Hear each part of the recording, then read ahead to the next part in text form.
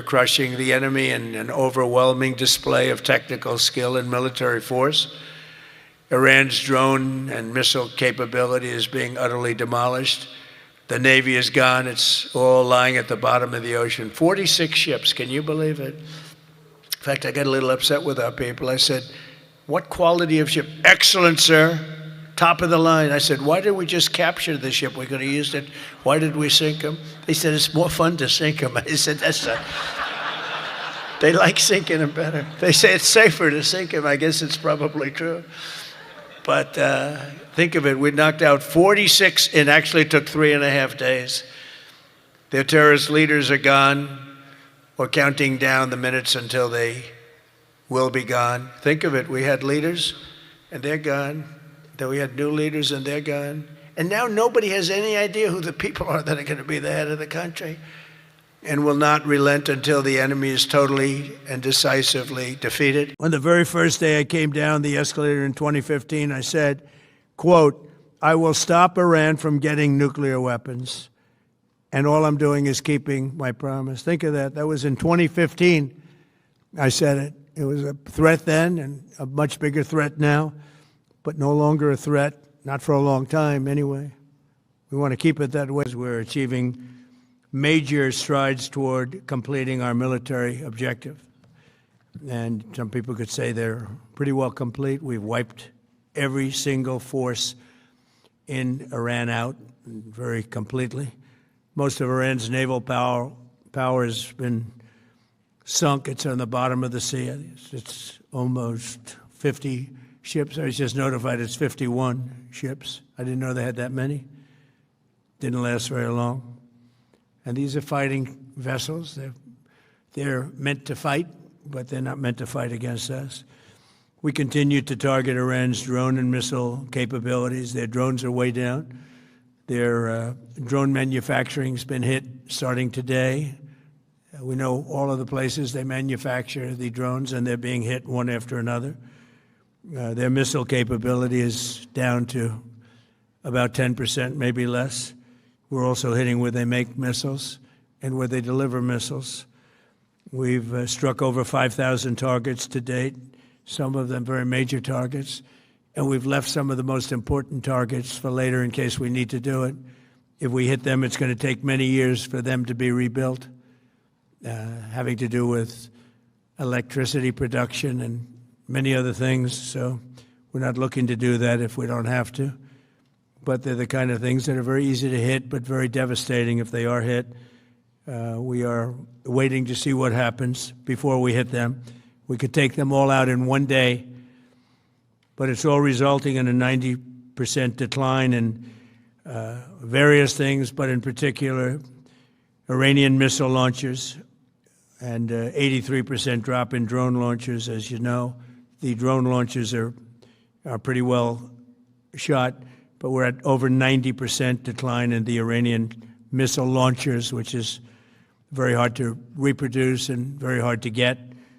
And usually what we were able to do through great equipment, a lot of smart people, as soon as they sent a missile up from a launcher, we were able to knock out that launcher within a period of 5 minutes or less, accurately right on the noggin. So now we have low-cost interceptors effectively combating Iranian drones, and our B-2 bombers recently dropped dozens of 2,000-pound bombs to destroy missile launchers all over Iran and buried deep under Iranian soil in many cases. The soil was no match. And we're also annihilating the manufacturing base that the regime uses to build drones and missiles at a rate that nobody thought was possible. We're knocking them out. We know where they all are. We're knocking them out very quickly. The Iranian regime has been attacking Americans and spreading terror for 47 years, and despite these countless opportunities to renounce their nuclear ambitions, which they had just a short while ago, they told Mr. Witkoff, who is standing right over here, they said, they actually said, we want to keep building. Essentially, in a real nutshell, we want to continue to build nuclear weapons. If we didn't knock out Midnight Hammer, if we didn't knock out their Iranian potential, If we didn't do that with Midnight Hammer, they would have had a nuclear weapon. They would have used it long before now. And at a minimum, Israel would have been annihilated. I was very lucky that we had the courage to do that we had the talented pilots and the great equipment. The B-2 bombers are unbelievable. We ordered 25 more, by the way. The newer, better version. We have the greatest military in the world. We have the greatest equipment in the world by far. You see that no matter where we go. You still need the people, though, to operate it and to use it. And those are the people that we cherish. Even after we obliterated their key nuclear sites in Operation Midnight Hammer, they never negotiated in good faith. They still continued to say, we want to build nuclear. We want enrichment at levels that were unacceptable. And they even turned down an offer for unlimited free nuclear fuel forever for civilian purposes. We had people offering them free nuclear fuel. They weren't interested in that because they wanted to build a nuclear weapon.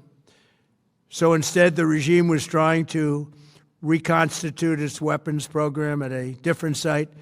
They couldn't go back to where they were, the 3 sites that we obliterated. But they were starting work at another site, a different site, different kind of a site. And that was protected by granite.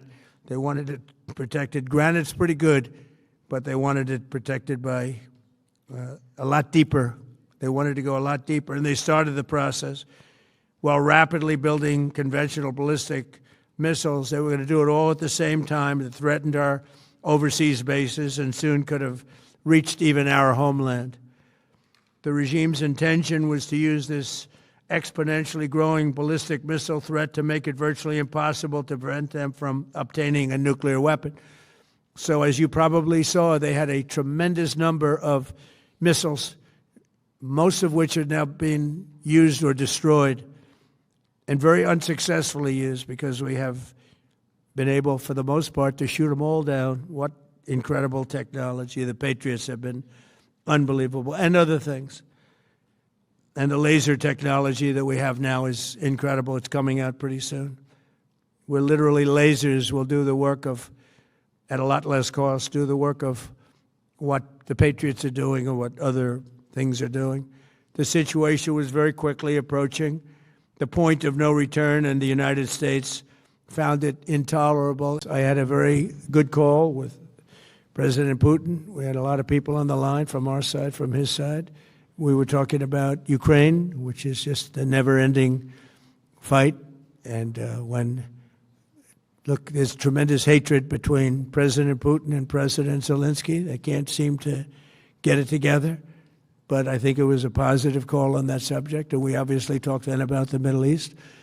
And he wants to be helpful. I said, you could be more helpful by getting the Ukraine-Russia war over with. That would be more helpful. But we had a very good talk, and he wants to be very constructive. As we continue Operation Epic Fury, we're also focused on keeping energy and oil flowing to the world. And I will not allow a terrorist regime to hold the world hostage and attempt to stop the globe's oil supply. And if Iran does anything to do that, they'll get hit at a much, much harder level. I will take out those targets that were easy and that I mentioned just before. We'll take them out so quickly, they'll never be able to recover, ever. If they want to play that game, they better not play that game. In the long run, oil supplies will be dramatically more secure without the threat of Iranian ships, drones, missiles, nuclear menace, or anything. So the Strait of Hormuz is going to remain safe. We have a lot of Navy ships there. We have the best equipment in the world, inspecting for mines. Again, most of their ships are down at the bottom of the sea. But we will hit them so hard that it will not be possible for them or anybody else helping them to ever recover that section of the world if they do anything. In recent years, the regime and its terror proxies have launched attacks on hundreds of commercial vessels. We're putting an end to all of this threat once and for all, and the result will be lower oil prices, oil and gas prices for American families. We've done that. We've done it. We brought it very low. This was just an excursion into something that had to be done. we're getting very close to finishing that, too. In the meantime, during this brief disruption, the United States is offering political risk insurance to any tankers operating in the Gulf. So we're putting up risk insurance. We'll perhaps go alongside of them for protection. We don't think it'll be necessary if it is. And if they do anything, the price will be incalculable. It will be so great that they will have wished they never did it, because you have to keep the straits flowing. With all of that, it affects other countries much more than it does the United States. It doesn't really affect us. We have so much oil.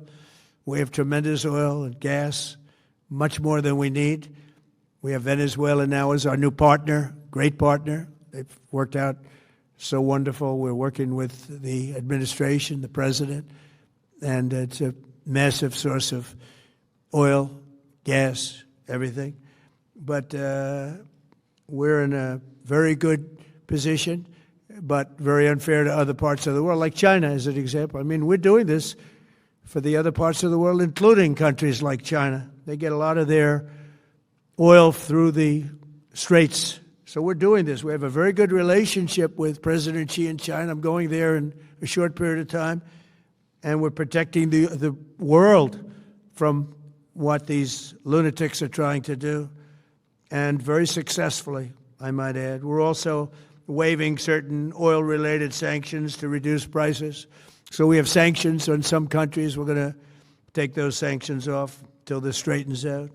Then who knows, maybe we won't have to put them on. There'll be so much peace. But when the time comes, the U.S. Navy and its partners will escort tankers through the strait if needed. I hope it's not going to be needed, but if it's needed, we'll escort them right through. They have no Navy. They have no Air Force.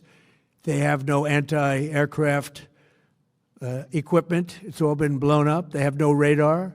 They have no telecommunications. And they have no leadership. It's all gone.